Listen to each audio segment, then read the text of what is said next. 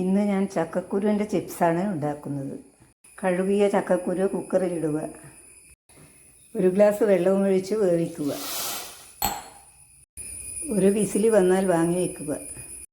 കുക്കറിൽ നിന്ന് ഞാൻ വാങ്ങി വെച്ചിട്ടുണ്ട്. ഇനി നമുക്ക് ഇതിൻ്റെ ചൂളിയെല്ലാം കളഞ്ഞിട്ട് കൊണ്ടുവരണം. ചക്കക്കുരുവിൻ്റെ ചൂളിയെല്ലാം കളഞ്ഞിട്ട് രണ്ടായി കീറി വെച്ചിട്ടുണ്ട്.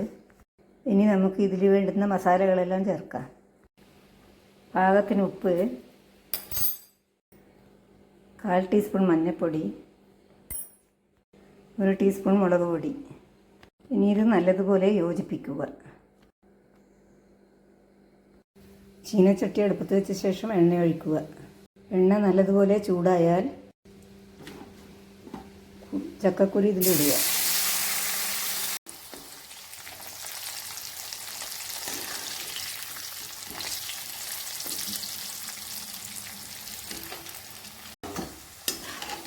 ഇതുപോലെ ആയാൽ വാങ്ങി വയ്ക്കുക.